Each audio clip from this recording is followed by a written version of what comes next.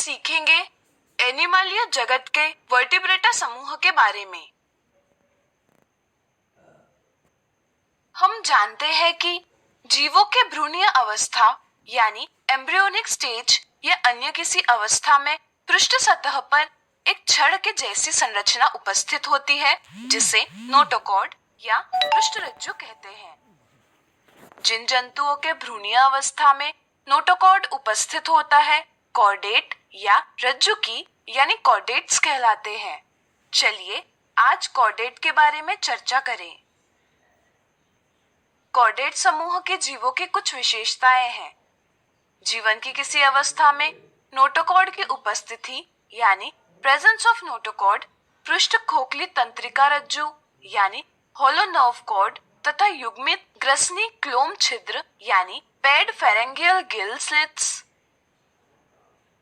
सभी कॉर्डेट्स द्विपार्श्व सममित यानी बायलैटरल सिमेट्रिक, त्रिकोरकी यानी ट्रिप्लोब्लास्टिक और प्रगुही यानी सीलोमेट होते हैं। इनके शरीर में अंग स्तर का संगठन पाया जाता है। इनका हृदय आधार भाग में यानी वेंट्रली लोकेटेड होता है। इनमें बंद परिसंचरण तंत्र यानी क्लोज सर्कुलेटरी सिस्टम होता है। कॉर्डेट्स को प्रोटोकॉर्डेटा तथा वर्टिब्रेटा इन उपसंघों में बांटा जा सकता है। चलिए प्रोटोकॉर्डेटा को समझे। प्रोटोकॉर्डेटा इनमें एसिडिया, हार्डमेनिया, एम्फियोक्सियस इत्यादि।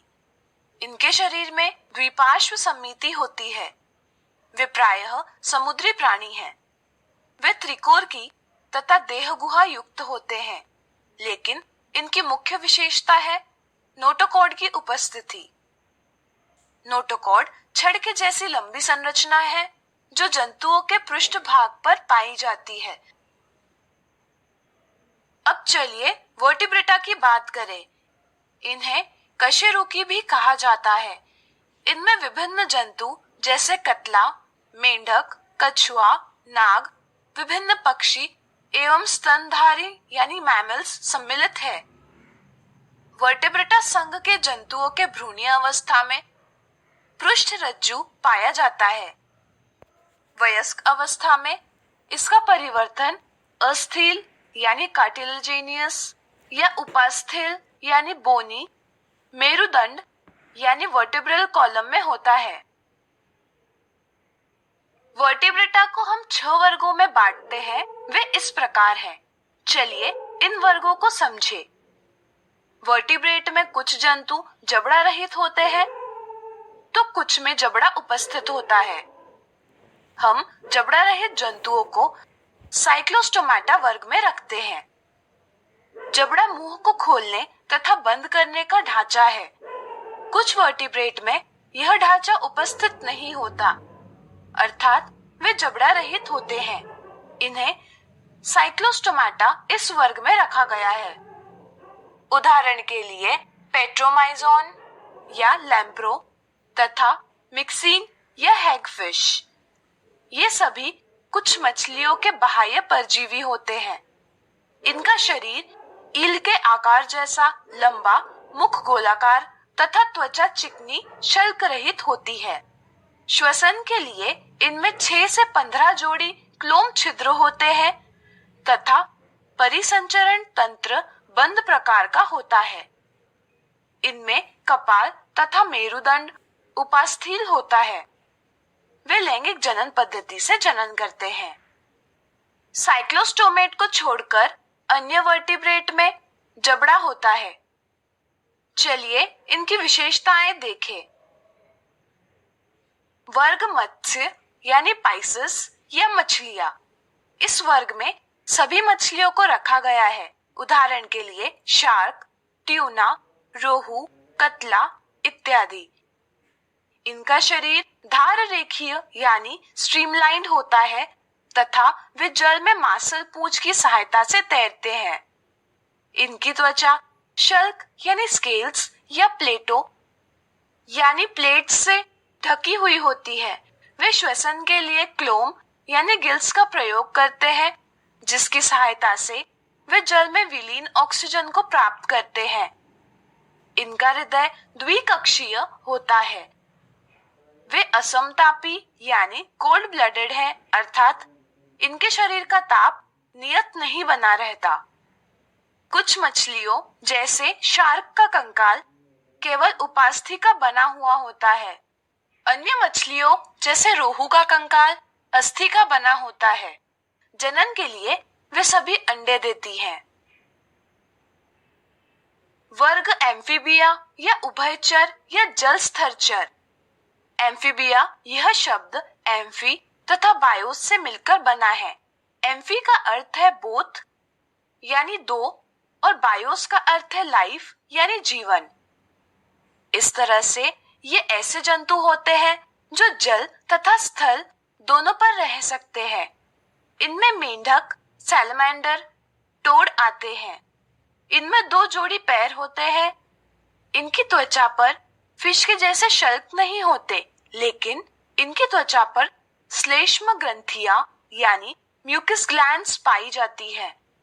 इनमें श्वसन के लिए क्लोम अथवा फेफड़े पाए जाते हैं तथा इनका हृदय त्रिकक्षीय यानी 3 चेम्बर्ड होता है। इनमें बाह्य कंकाल का अभाव होता है। इनमें नर तथा मादा अलग होते हैं। वे अंडे देने वाले जीव है, अर्थात ओविपरस है। सरीसृप यानी रेप्टिलिया या रेंगने वाले जीव। इस वर्ग में वे सभी वर्टिब्रेट हैं जो रेंगते हुए गमन करते हैं, जैसे कछुआ, सांप, छिपकली, मगरमच्छ इत्यादि। ये सभी असमतापी जंतु है।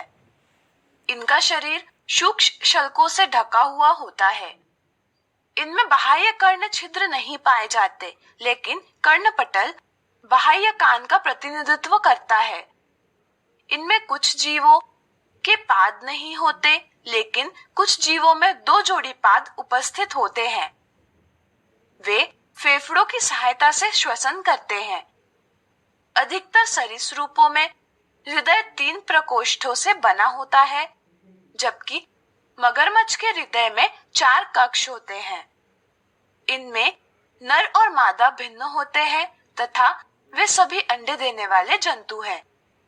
इनके अंडे कठोर कवच द्वारा संरक्षित किए हुए होते हैं। पक्षी यानी एव्स। ये समतापी यानी वार्म ब्लडेड जंतु है, अर्थात इनके शरीर का ताप नियत बना रहता है। इनमें तोता, कौवा, मोर, ऑस्ट्रिच, कबूतर, गौरैया इत्यादि सभी पक्षी सम्मिलित है। इनमें 2 जोड़ी पैर होते हैं, जहां आगे वाले पैर उड़ने में सहायक अंगों यानी पंखों में परिवर्तित हो जाते हैं तथा पीछे के पैरों में चलने, तैरने तथा किसी वस्तु को पकड़ने के लिए उपयुक्त अनुकूलन होता है। इनमें चोंच पाई जाती है। इनका शरीर परों से ढका होता है। वे फेफड़ों की सहायता से श्वसन करते हैं। इनमें अंतः कंकाल लंबी अस्थियों से बने होते हैं। अस्थियां खोखली होती है तथा वायु कोश युक्त होती है, जिसके कारण इन जंतुओं का वजन कम होता है, जो उड़ने में सहायक होता है। वे सभी अंडज होते हैं। स्तनपायी यानी मैमल्स। इनमें मानव, व्हेल, ऊंट, बाघ, इकिडिना जैसे जंतु सम्मिलित होते हैं। वे सभी प्रकार के वातावरण में जैसे स्थल, जल, मरुस्थल, अंधेरी गुफा, वन इत्यादि में पाए जाते हैं। इनकी मुख्य विशेषता मादा में शरीर में स्तन ग्रंथि का उपस्थित होना है। यह ग्रंथि दूध उत्पन्न करती है, जिससे नवजात शिशु का पोषण होता है। इनमें 2 जोड़ी पाद होते हैं तथा वे चलने, तैरने, दौड़ने, वृक्ष पर चढ़ने तथा उड़ने इत्यादि के लिए अनुकूलित होते हैं। इनकी त्वचा पर रोम अर्थात छोटे बाल होते हैं। त्वचा में स्वेद तथा तेल ग्रंथियां पाई जाती है।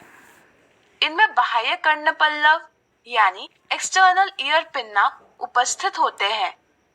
इनका हृदय 4 प्रकोष्ठों से बना होता है। इनमें श्वसन डायफ्राम की सहायता से होता है। इनमें नर और मादा भिन्न होते हैं तथा निषेचन आंतरिक होता है। कुछ स्तनपायी जैसे प्लैटिपस अंडे उत्पन्न करते हैं। इन्हें छोड़कर अन्य सभी स्तनपायी शिशु को जन्म देते हैं। शिशु को जन्म देने वाले जंतु जरायुज यानी विविपरस कहलाते हैं।